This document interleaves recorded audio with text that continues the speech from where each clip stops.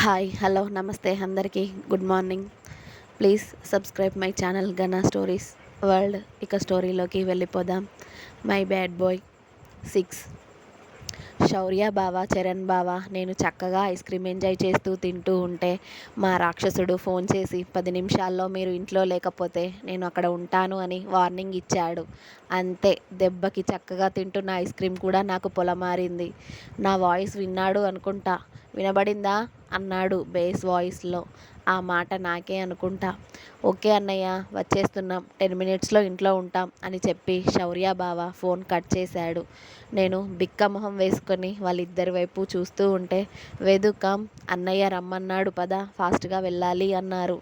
మనం బయటికి వస్తే ఇప్పుడు మీ అన్నయ్యకి ఏంటంట, ఆయన రాడు, మనల్ని రానివ్వడా, ఓ పెద్ద పోజు కొడతాడు అని అన్నాను ఉక్రోషంగా నేను. ఆ మాట ఇంటికి వెళ్ళాక అన్నయ్యని అడుగు వేదు, మమ్మల్ని అడిగితే ఎలా అన్నాడు చరణ్ బావ. అన్నయ్య భక్తులు వీళ్ళు, వీళ్ళు కూడా వీళ్ళతో మాట్లాడి వేస్ట్. ఇంకొకసారి మీతో నేను రాను, అలిగాను అని ఐస్ క్రీమ్ తినుకుంటూనే వెళ్ళి కారులో కూర్చున్నాను. వాళ్ళు నన్ను చూసి నవ్వి కార్ స్టార్ట్ చేశారు. ఇంకేముంది, కరెక్ట్గా 10 నిమిషాల్లో ఇంట్లో ఉంచారు నన్ను. తర్వాత వెళ్దాంలే వేదు, అప్సెట్ అవ్వకు, అన్నయ్య రమ్మన్నాడు కదా, ఇక వెళ్ళి పడుకో, గుడ్ నైట్ రా అని చరణ్ బావ, శౌర్య బావ వాళ్ళ రూమ్లోకి వెళ్ళిపోయారు. ఏంటో వీళ్ళు, అన్నమాట శాసనం వీళ్ళకి. ఆయన గారు ఏదైనా చెప్తే నిమిషాల్లో చేసేస్తారు.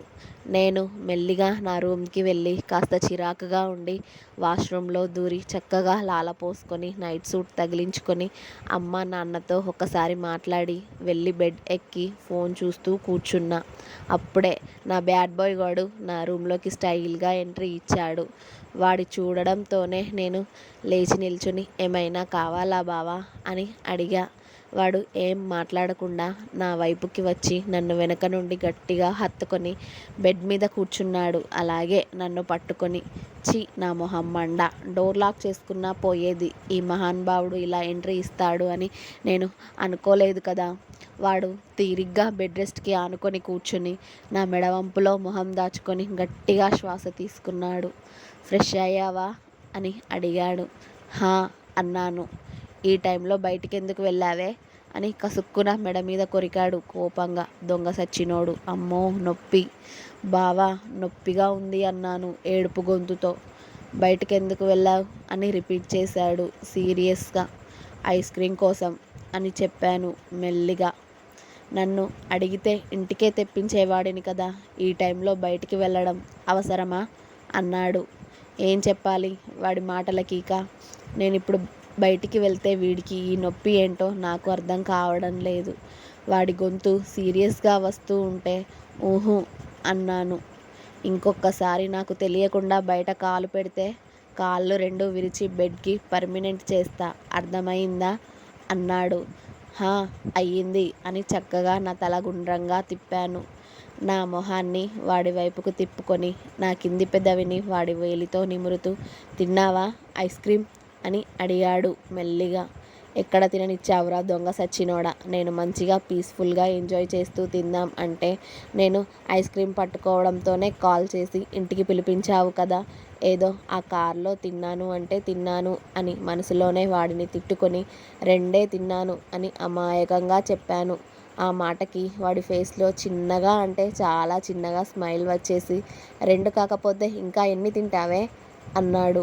నాకు సరిపోలేదు అని అన్నాను నేను. వాడు ఇప్పుడు ఐస్ క్రీమ్ తెప్పిస్తాడు అన్న ఆశతో. సరిపోకపోతే ఏం కాదులే అనేశాడు. దుర్మార్గుడు, దుష్టుడు. నేను ఐస్ క్రీమ్ మీద పెట్టుకున్న ఆశలపై నీళ్లు చల్లాడు విలన్ మొహమోడు. అసలిప్పుడు వీడికి నాతో ఏం పనో ఇలా వచ్చాడు రాక్షసుడు అనుకున్నాను. వాడు ఇంతకుముందు నన్ను కొరికిన దగ్గర మెల్లిగా గాలి ఊదుతూ శారీ తీసుకున్నావా అని అడిగాడు. హా తీసుకున్నాను బావా అని చెప్పాను. వాడు చేస్తున్న పనికి ఆల్రెడీ నా కనులు ఆటోమేటిక్గా మూసుకుపోయాయి. హా వీడు పెట్టే స్వీట్ టార్చర్కి నాకు ఇక్కడికి ఎందుకు వచ్చానురా సామి అని అనిపిస్తుంది. పూజ టైంలో అదే కట్టుకో అని ఆర్డర్ వేశాడు. హా అలాగే బావా అని చెప్పాను. పడుకుంటావా, నిద్రొస్తుందా అని అడిగాడు. హా బావా పడుకుంటాను అని అన్నాను. నా రూమ్కి రావే, ఇక్కడ ఒక్కదానివే ఏం పడుకుంటావ్ అన్నాడు నా జుట్టు సవరిస్తూ.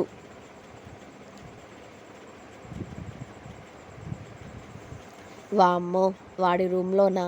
ఇక నేను వెళ్తే మళ్ళీ రావడం అంటూ ఉండదురా బాబు. వాడు చేసే పనులకు నాకు పిచ్చి పట్టినట్టుగా అయిపోతుంది. ఆహా, ఇక్కడే ఉంటాను అని చెప్పా. పోనీ నేనిక్కడ పడుకోనా అని. అయినా నీ పర్మిషన్ ఎవడికి కావాలే అని మళ్ళీ అతగాడే అనేసి మంచిగా బెడ్ మీద ఆరామ్స్గా పడుకొని కళ్ళతోనే ఇలారా అని పిలిచాడు. వీడి ఇష్టానికి వీడు చేసేదానికి మళ్ళీ నన్ను అడగడం ఎందుకో దండగా. నేను వాడి దగ్గరికి వెళ్ళకుండా అలాగే చూస్తూ ఉంటే నిన్నే అన్నాడు కాస్త గట్టిగా. అంతే, దెబ్బకి వెళ్ళి వాడి పక్కన కూర్చున్నా. వాడు నన్ను కిందికి లాగి నన్ను వాడి ఎదపై పడుకోబెట్టుకొని నన్ను సైడ్ నుండి హత్తుకొని కాలేజ్కి వెళ్తున్నావా అని అడిగాడు. హా, వెళ్తున్నా, ఇప్పుడు హాలిడేస్ అని చెప్పాను. ఇక్కడ నుండి వెళ్తావా కాలేజ్కి? ఇక్కడ సీట్ మాట్లాడనా, ఉంటావా ఇక్కడే అని అడిగాడు. వామ్మో, ఇక్కడే ఉండి చదువుకోవాలా నేను? మా వాళ్ళ దగ్గర ఉండి హాలిడేస్కి ఒక్కసారి ఇక్కడికి వస్తేనే వీడు నన్ను వదలడు. ఇక పర్మనెంట్గా ఇక్కడే ఉంటే నా పరిస్థితి ఏంట్రా దేవుడా అని అనుకుంటున్నా నేను. నా చదువు ఏమో కానీ నా ధ్యాసంతా ఇక వీడి మీదే ఉంటుంది. ఇక చదువు ఏం చదువుతా, నా బొంద చదువుతాను. చదువు లేదు, పాడు లేదు. వీడు చెప్పినట్టు చేస్తూ వీడి వెంట తిప్పించుకుంటాడు నన్ను. అంతే, ఇంకేముండదు అక్కడ. నా ఆలోచనలన్నీ వీడే అయ్యాక నా బుర్రకి చదువేమెక్కుద్ది. అందుకే నేను ఇక్కడే ఉంటే అమ్మా నాన్న ఇద్దరే అయిపోతారు కదా బావా అక్కడ అన్నాను. అక్కడికే వెళ్తావా అని అడిగాడు. హా, వెళ్తాను అన్నాను. ఓకే, ఇక పడుకో అని నన్ను వాడిపై అలాగే పడుకోబెట్టుకున్నాడు. ఏంటో వాడి గుండె చప్పుడు వింటూ అలానే వాడి ఛాతీపై చేయి వేసి హాయిగా నిద్రపోయాను.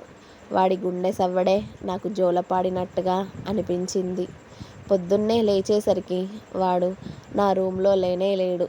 నేను ఆవులిస్తూ లేచి కూర్చుని నా ఫోన్లో ముందు పాటలు పెట్టాను. మార్నింగ్ లేవగానే సాంగ్స్ వినకపోతే మైండ్ సెట్ అవ్వదు మనకి. అందుకే ఫస్ట్ బెడ్ మీద నుండి లేవడమే సాంగ్స్ పెట్టుకొని కాసేపు సాంగ్స్ని హమ్ చేసి ఫ్రెష్ అయి వచ్చాను. White colour tunic and black jeans వేసుకొని రెడీ అయి నా రూమ్ నుండి బయటికి వెళ్ళాను.